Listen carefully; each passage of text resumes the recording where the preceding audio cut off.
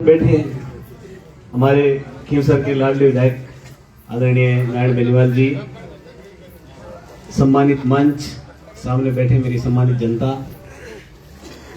साथियों, लगभग बातें तो सीताराम जी ने कह दी, कोई कमी नहीं रखी होगी।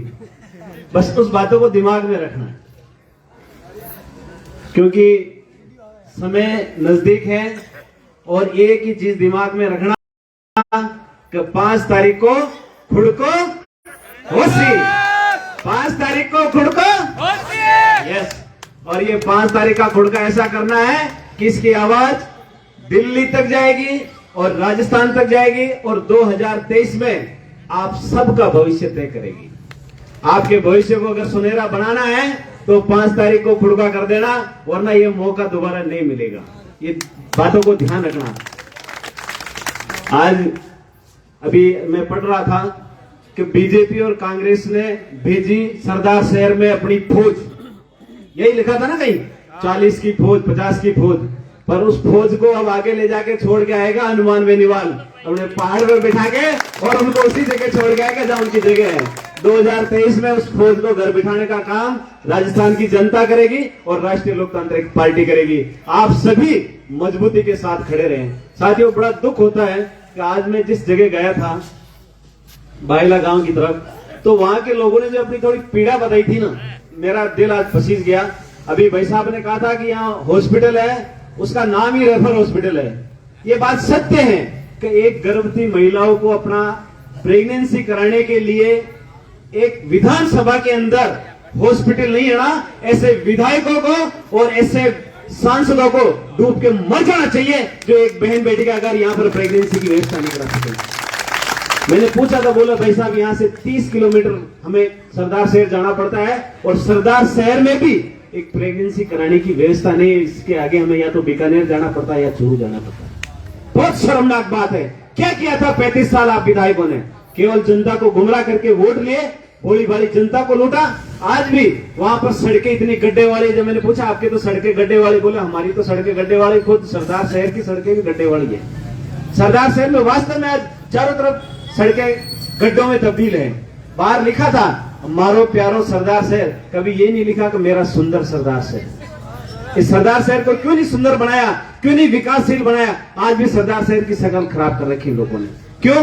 कि हम लोगों को बेवकूफ बना के इन लोगों ने वोट लिए और हमें ठगा, हमारे युवाओं को ठगा, यहाँ की जनता को ठगा। लेकिन अब आपके पास परिवर्तन करने का समय है और राष्ट्रीय लोकतांत्रिक पार्टी आपके सामने विकल्प है।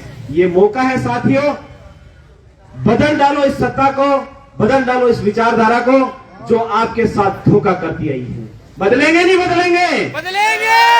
थोड़ा जोश से साथियों, एक प्रण लेना है आपको कि प्रत्येक व्यक्ति अगर 10-10 वोट लाने में कामयाब रहा ना, तो ये सत्ता 2023 की भी बदल जाएगी और विधानसभा के अंदर आरएलपी गूंजेगी, हनुमान बेनीवाल की आवाज गूंजेगी। और ये आवाज आपको बुलंद करनी है, इसी ताकत और जोश के साथ रहना है आप सबको। मैं अभी देख रहा था कि यहाँ का मीडिया रह गया हक्का बक्का, सरदार शहर का चप्पा चप्पा, यहाँ पर लग गया आरएलपी का ठप्पा। ये ठप्पा 5 तारीख को इतनी मजबूती से लगाना है कि 2023 की सरकार सिर्फ आरएलपी की बनेगी और आपकी बनेगी, जवान किसान गरीब शोषित पीड़ित की सरकार बनेगी। बहुत बहुत धन्यवाद। जय हिंद, जय भारत।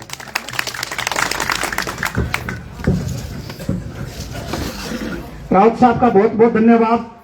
जैसा कि मैंने पहले भी बताया था कि सरदार शहर की ये पहली चुनावी सभा है, इसका श्री गणेश हुआ है और आपके जोश और जज्बे को देखते हुए हमें पूर्ण उम्मीद है कि यहाँ से आरएलपी का ही उम्मीदवार जीतेगा। इसी क्रम में मैं अब पार्टी के सुजानगढ़ से पधारे हुए तुलसाराम जी कुकना, जो एक किसान नेता है, उनसे निवेदन करूंगा कि समय काफी हो गया, संक्षिप्त में अपने विचार व्यक्त करें। तुलसाराम जी।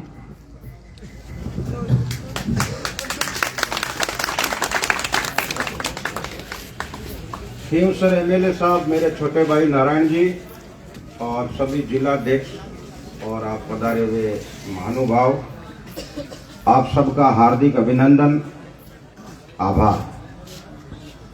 अच्छे अच्छे वक्ताओं ने आपको लगभग बहुत कुछ बातें बता दी। एक नारा लगाओ मेरे साथ में, बहुत प्यारा सा, मैं बोलूंगा अब की बार, आप बोलेंगे किसान सरकार।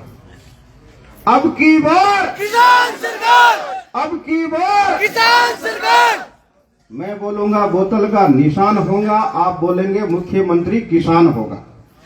बोतल का निशान होगा, मुख्यमंत्री किसान होगा, बोतल का निशान होगा। मुख्यमंत्री किसान होगा। बहुत बहुत बढ़िया। देखो, सभी लोगों ने अपने हिसाब से बहुत अच्छा अच्छा वक्तव्य दिया, लेकिन आपने एक चीज को नोटिस किया क्या? मेयर साहब रऊफ जी ने जो बात बोली, वो बोलते बोलते इतने अच्छे नौजवान होकर के भी थोड़े से रूंग गए थे। इसका मतलब ये था कि उन्होंने जो कुछ भी बोला वो अपने यहां से तय दिल से बोला। उन्होंने दिल से बोलने में और ऊपर से जबान से वो बोलने में बहुत फर्क होता है। उन्होंने पूरा तय दिल से बोला, इसलिए इनका मतलब क्या, थोड़ा सा गला रूंग गया था। तो ये दिल की बात है। ये पार्टी कोई एक आदमी की पार्टी नहीं है। हनुमान बेनीवाल कोई व्यक्ति विशेष का नाम नहीं है। ये एक मिशन है। ये व्यवस्था परिवर्तन के लिए ही मिशन है। ये कोई नहीं कह सकता कि ये एक व्यक्ति विशेष का नाम है। और ऐसे योद्धा कभी कभी पैदा होते हैं। हम सब लोग इतिहास में पढ़े हुए हैं, अपने को सबको मालूम है। इसलिए व्यवस्था परिवर्तन में आपको सबको सहयोग देना है। हम लोगों में क्या होता है, लगभग हर आदमी अपने अपने हिसाब से लड़ता है। लड़ना सबको पड़ता है, लेकिन लड़ते सब अपने अपने हिसाब से। यानी आपने मारवाड़ी में कह नहीं, आप आपकी मौत से मरे। पर हम सब लोग इकट्ठा होकर के केवल 1947 में लड़े थे और अंग्रेज एम्पायर को भारत छोड़ के भागना पड़ा था यहां से। पहली बार पूरा भारत एकत्रित हुआ था और सब छत्तीसगढ़ ने एक साथ लड़ाई लड़ी थी, जिसके राज्य में सूरज अस्त नहीं होता था। जापान से लेकर के अमेरिका तक उस ब्रिटिश एम्पायर को छोड़ के भागना पड़ा था यहां से। इसलिए हम सब लोगों को यदि मरना ही है तो फिर एक साथ मर जाओ यार। युद्ध करना है तो एक साथ करो। व्यवस्था परिवर्तन यदि हम चाहते हैं और हमारे दिल में है तो एक साथ करो। और इसका श्री गणेश आपके सरदार शहर के लोगों के नसीब में लिखा हुआ है, ये हम देख रहे हैं। इसका श्री गणेश सरदार शहर के लोगों के भाग्य में लिखा हुआ है, ये हम देख रहे हैं। यहां से आकर सिंध से घूम रहे हैं, ये बहुत अच्छी बात है। ये इतिहास में लिखा जाएगा स्वर्ण अक्षरों में कि जब राजस्थान में व्यवस्था परिवर्तन हुई तो उसका श्री गणेश कहां से हुआ? सरदार शहर से। बोलिए सरदार शहर की जय। इन्हीं शब्दों के साथ मैं अपनी वाणी को विराम देता हूं, क्योंकि समय की बहुत अभाव है। आपको बहुत बहुत धन्यवाद, आभार। किसान नेता तुलसीराम जी ने बहुत ही अपने सुंदर विचार व्यक्त किए। इसी क्रम में मैं अब हमारे सुजानगढ़ से पधारी हुई बहन अमृता चौधरी जी, जो एक समाज सेविका भी हैं और एक बहुत अच्छे मतलब वहां पर कार्य कर रहे हैं, तो उनसे भी निवेदन करूंगा कि वह भी संक्षिप्त में अपने विचार व्यक्त करें। एक दो जयकारा लगाएंगे और उसके बाद में मैं शॉर्ट में मेरी बात को निपटा दूंगी। बोले भाई तेजाजी महाराज की, बालाजी महाराज की, दो जाटी गोगा मेड़ी की, रामसा पीर की। आदरणीय बड़े भाई साहब, खींवसर के विधायक, लोक लाडले, सबके चहेते नारायण जी बेनीवाल साहब, सम्मानित मंच और वार्ड नंबर 6, 7, 8 से पधारे हुए पिता तुल्य बुजुर्गों, युवा साथियों, मेरी प्यारी बहनों और पूरे प्रदेश के कोने कोने से पधारे हुए राष्ट्रीय लोकतांत्रिक पार्टी के पदाधिकारीगण और कार्यकर्ताओं। जैसा कि मेरे से पूर्व वक्ताओं ने आपको बहुत सारी चीजें बता दी है, आपकी तरह हमारे भी 15 महीने पहले सुजानगढ़ विधानसभा के उपचुनाव हुए थे।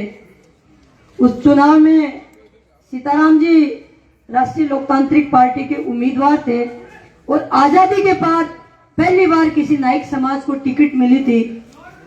और हम आपसे अपील करने के लिए आए हैं कि जो हमने भूल कर दी थी वो भूल आप मत कर देना, क्योंकि आज तक हम पश्चाताप कर रहे हैं उस चीज का। जो मारवाड़ी में कहावत है ना कि जब चिड़िया चुग गई खेत फिर पछताने से क्या, देसी भाषा में कहा तो मैं आज तानी करमड़े का हाथ दे रोआ की आ गलती में कर दी वन भुगत रहे हमें। आज जब चुनाव का परिणाम हमारा कुछ भी रहा, लेकिन सुजानगढ़ की विधानसभा की अगर कोई बात आती है, अगर कोई काम की बात आती है, तो हम राष्ट्रीय लोकतांत्रिक पार्टी से ही वो काम हमारे होते हैं। मैं एक दो उदाहरण आपके सामने पेश करना चाहूंगी।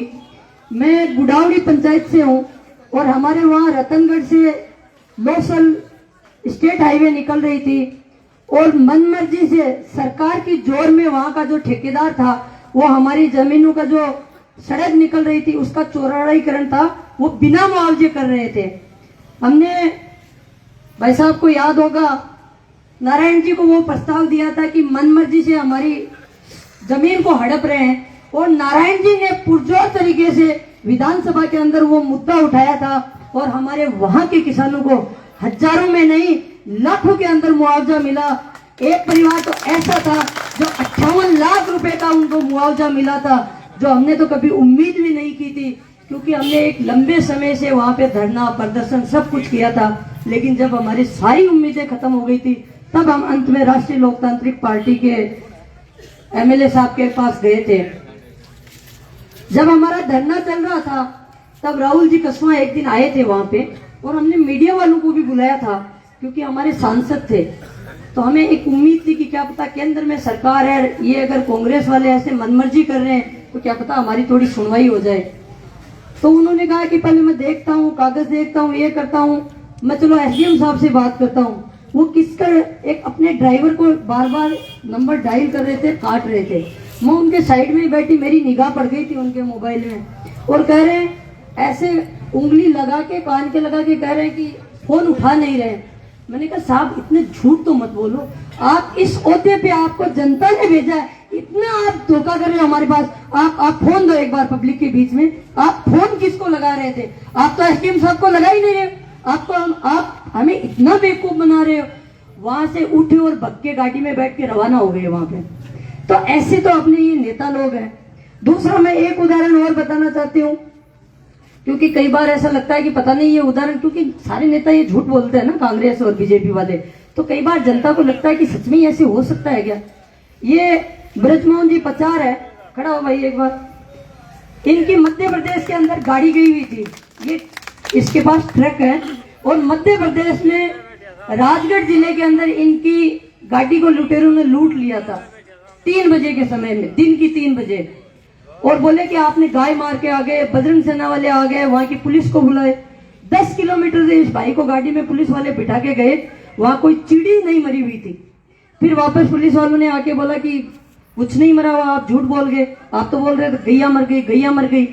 और इसके मारपीट करके मोबाइल इसका जेब में था वो छीन लिया, 19,000 रुपए इसके छीन लिए। इसने मुझे फोन किया कि आप हनुमान जी से एक बार बात करो। मैंने कहा हनुमान जी तो एक ऐसा नेता है कि वो डायरेक्ट बात करते हैं, मीडिएटर की जरूरत नहीं है। इन्होंने डायरेक्ट हनुमान जी को कॉल किया, और हनुमान जी उस दिन दिल्ली से जयपुर आ रहे थे, और 4-5 बार वापस इनको कॉल किया, वहां के सांसद को कॉल किया और वहां के एसपी को कॉल किया कि वो मेरा छोटा भाई है, पकड़ो उनको, चोरों को जूत मारो, और उसके जो पैसे और मोबाइल और जो निकाला है उसका हर्जाना वापस दिलाओ। रात की 2 बजे पहले इनको 5-7 गांव में उठा के ले गए कि ये है क्या, ये है क्या। इसने कहा ये नहीं है, लेकिन ये बता रहे थे कि एक जो शीशा फोड़ा था ना गाड़ी का पत्थर मार के, उसको ये पहचानते थे। तो रात की 2 बजे उसको घर में उठाया, तो इसने कहा कि हाँ यही है। पकड़ा उसको, रातों रात 23 लोगों को पकड़ा, जूत मारे उनके, और इस भाई को इसके 19,000 रुपए नगद, 9,000 रुपए का मोबाइल, और 2 गाड़ी इसकी खड़ी रही थी, 5-5 हजार रुपए दाढ़ी, सारे पैसे इसको वापस दिलाए। तो ये एक हनुमान देने वाली ऐसी शख्सियत है जो ऐसा काम कर सकता है। हमारे वालों को तो अगर मोटरसाइकिल भी पकड़ लेना, उनको फोन करें तो कहते हैं कि अभी तो सीआई साहब हमारो फोन को नहीं उठा रहे। ये तो ऐसे नेता है। हमें तो बड़ा अफसोस होता है। अभी हम पिछले 7 दिन से मैं यहाँ पे हूँ सरदार शहर की धरती पे। हम लोग परसों इधर गांव में गए थे, तो एक घर में मैं चली गई। मैंने कहा माता जी वोट देना है, का बास्ते लागा किसा वोट आ, और डोकरी रोन लागी। मैं कहा माता जी होयो की, मैं सोचो कोई अभी कोई मौत तो नहीं हुई है, आप गलत जगह आगा क्यों जाओ ना थे हूँ निकलो ना, पर हमारी आदत है कि पछ मैं गेल पड़ जाऊँ अभी चीज को निचोड़ काटू, मैं क्यों हो के बताओ तो शुरू।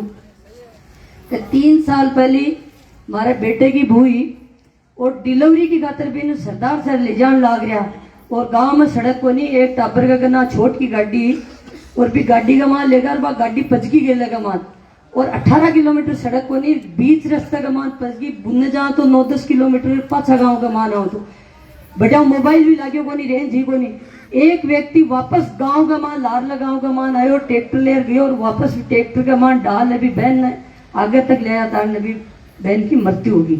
तो एक 7 साल को बच्चों कि अब मैं इन्हें पालू तो मैं तो बास्ते ला गया वोटा की, तो कौन है इस चीज के जिम्मेदार?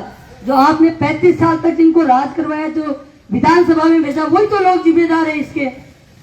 दूसरी बात, सुजानगढ़ के परिणाम हमारे जो भी रहे थे, एक गांव में जब गांव के जब दौरे हो रहे थे, अभी सांसद साहब आपके गांव में दौरे कर रहे हैं, ऐसे हमारे भी वहां दौरे किए थे गांव गांव। कोडासर एक गांव था और वो पूरा राजपूतों का गांव था, सीताराम जी आपको तो याद होगा। तो वहां के, क्योंकि ये जो जातिवादी फैला रखी है ना कि ये तो जाटू की पार्टी है, तो वो लोग आए और भाई साहब के पास गए और कि साहब हाथों में राजपूत और गांव में मारो राजपूत है, हमारे गांव के माँ की हाई टेंशन लाइट की लाइन गई हुई है।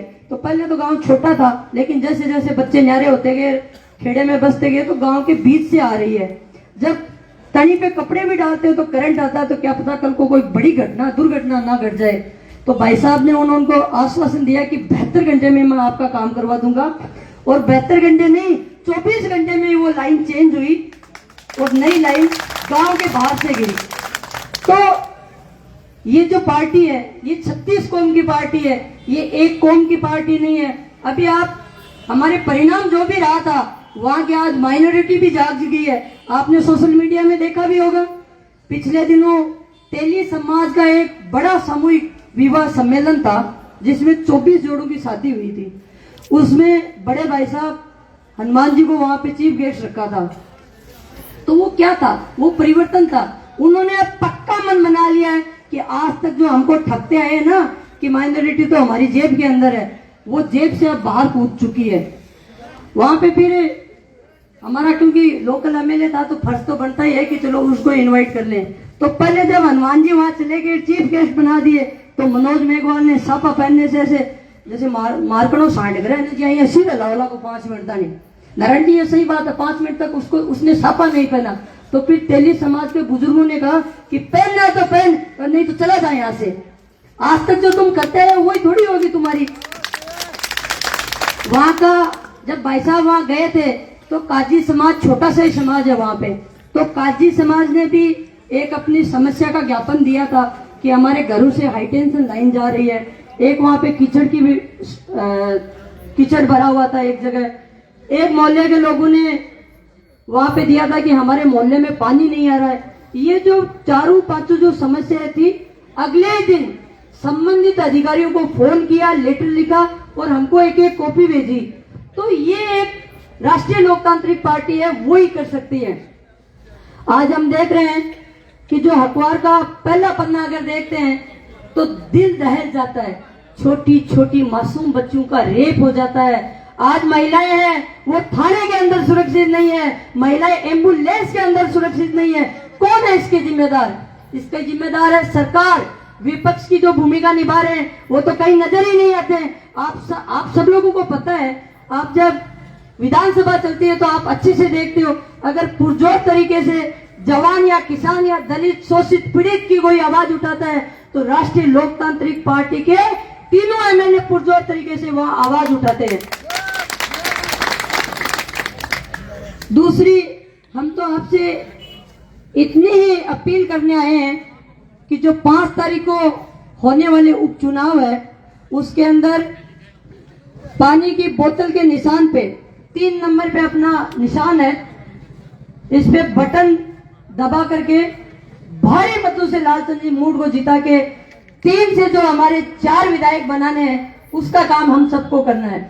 आज सरदार शहर के चुनाव पे पूरे प्रदेश ही नहीं पूरे हिंदुस्तान की नगरी टिकी हुई है कि कौन सरदार शहर का सरदार निकल के आता है, क्योंकि ये तो सेमीफाइनल है, फाइनल तो 2023 में। तो जो 2023 की जो रूपरेखा बननी है, जो एक दिशा तय होनी है, वो सरदार शहर की धरती से होनी है।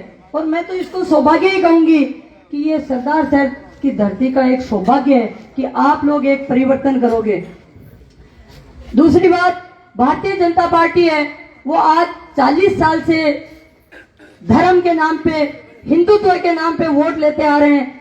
जब 3 कृषि काले कानून लेके आए थे तो राजस्थान के 24 और भी सांसद थे, सारे फोन बंद करके एसी कमरों में सो रहे थे। सिर्फ एक राष्ट्रीय लोकतांत्रिक पार्टी के हनुमान जी बेनीवाल 70 दिन तक किसानों के मान और सम्मान के लिए लड़ाई लड़ रहे थे और मोदी जी को भी झुकाया था और कानून वापस करवाया था। मोदी जी ने वो बदला लेने के लिए फौज को ठेके भी दे दिए। आज फौज के अंदर सबसे ज्यादा अगर किसी ने शहादत दी है बॉर्डर पे तो वो शेखावाटी के वीरों ने दी है। और फौज में कौन जाते हैं? फौज में तो गरीब मजदूर किसान का बेटा ही जाता है, कोई एमएलए या एमपी का थोड़ी जाता है, या कोई पूंजीपति का बेटा थोड़ी जाता है फौज में। फौज में तो आप और हम जैसे गरीबों के बच्चे ही जाते हैं। तो इसकी भी अगर कोई आवाज उठाई थी तो उनका नाम था हनुमान बेनीवाल, जो आप सबको बताया कि 2 लाख लोगों की, 2 लाख बच्चों की रैली जोधपुर के अंदर की थी। अब आपको हर घर से हनुमान बन के निकलना है।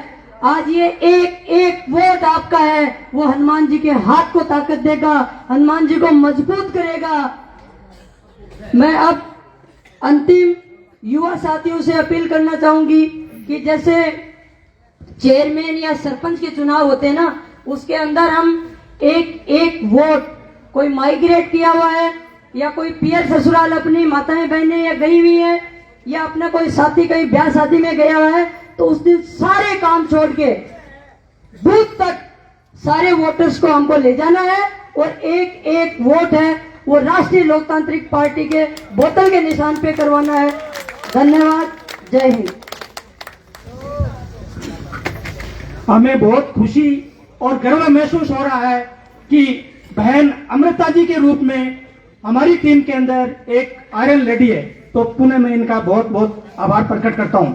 जैसे आप सब लोगों को मालूम है कि जब रावण और राम का युद्ध हुआ था तो रावण हार गया था और राम जीत गया था। उसके पीछे एक ही कारण था कि रावण के साथ उनका भाई नहीं था और राम के साथ उनका भाई था। यही विजय का उनके कारण था।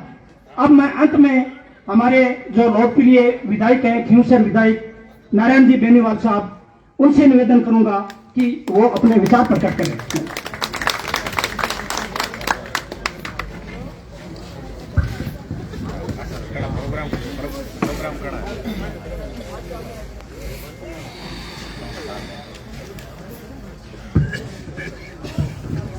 सुजानगढ़ की सरदार शहर की इस पावन धरा पे मंच पे विराजमान पार्टी के समस्त पदाधिकारीगण, मेरे सामने विराजमान पिता तुल्य बुजुर्गजन, नौजवान साथियों, सभा का आयोजन किया। बड़ा सौभाग्य हमारा कि शेखावाटी की चंचल में सरदार शहर नतीजे पे पहुंचेंगे कि सरदार शहर का कोई भी गांव ऐसा नहीं है टूटी सड़कें, बंद पड़े अस्पताल, मूलभूत आवश्यकता जो होनी चाहिए उन मूलभूत आवश्यकताओं से महरूम है। मैं तो धन्यवाद यहाँ के भामाशाहों